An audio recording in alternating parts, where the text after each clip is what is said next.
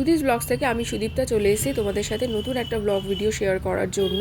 কালকে ছিল সরস্বতী পুজো, আর কালকে সারাদিন কি করেছি না করেছি এই ব্লগ ভিডিওতে থাকবে, তো স্কিপ না করে তোমরা পুরোটা দেখো, ভালো লাগবে। তো আমরা দেখো কালকে তৈরি হয়ে সবাই শাড়ি পরে নিয়েছিলাম আর সুন্দর করে সেজে গুজে নিয়ে বেরিয়ে পড়েছি পুজো দেওয়ার জন্য।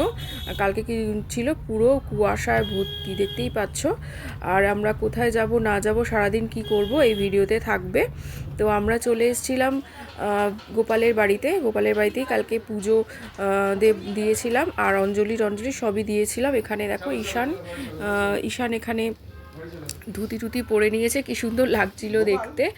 পুজোর জন্য একটু ফুল মিষ্টি সবই নিয়ে এসেছিলাম, এখানে ওয়েট করা হচ্ছিল ঠাকুরমশাইয়ের জন্য। তো আমরা এখানে ফটো তুলে নিয়েছিলাম অনেকগুলো। এখানে ঈশানের সাথে অনুষ্কা অবন্তিকা ফটো তুলেছিল অনেক। দেখো কি সুন্দর ধুতি পরে লাগছিল ঈশানকে, ধুতি পাঞ্জাবে একদম দারুণ লাগছিল কিন্তু। আর বাচ্চারাও দেখো শাড়ি পরে নিয়েছে, সেজে গুজে নিয়েছে। এটা কিন্তু ভীষণ স্পেশাল থাকে বাচ্চাদের জন্য সরস্বতী পুজোর দিনটা।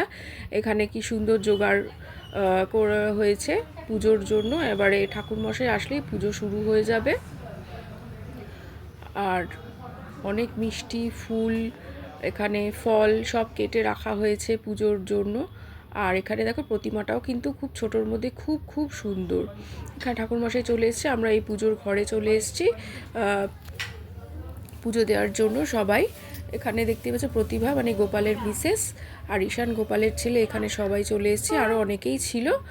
তো এখানে পুজো আস্তে আস্তে সুন্দর করে সাজিয়ে নিয়েছে ঠাকুরমশাই পুজোর জন্য। তারপরে পুজো শুরু করে দেবে। এখানে বেলপাতা ফুল সবই আছে।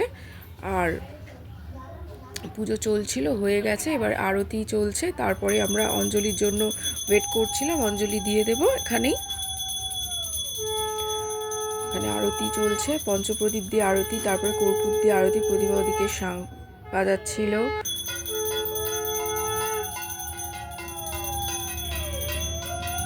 এখানে দেখো কাসরও বাজাচ্ছে ঈশান, কিন্তু কি সুন্দর কাসর বাজাচ্ছিল।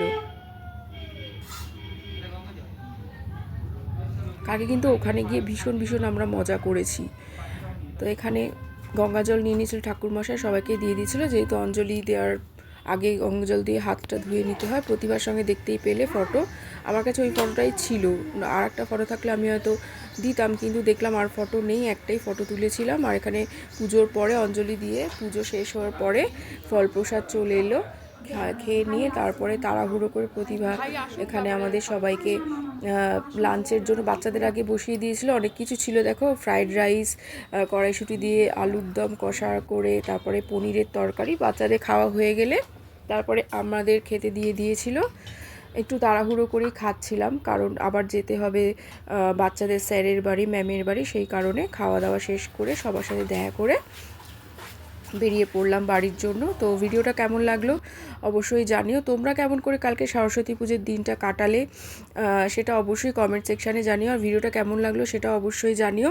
ভালো লাগলে লাইক কমেন্ট শেয়ার করে দিও, পেজটাকে ফলো করে দিও। ইউটিউব চ্যানেল থেকে দেখলে অবশ্যই সাবস্ক্রাইব করে দিও। আবার পরে অন্য ভিডিও নিয়ে চলে আসবো। চলো টাটা বাই, আজকের মতো সবাই ভালো থেকো।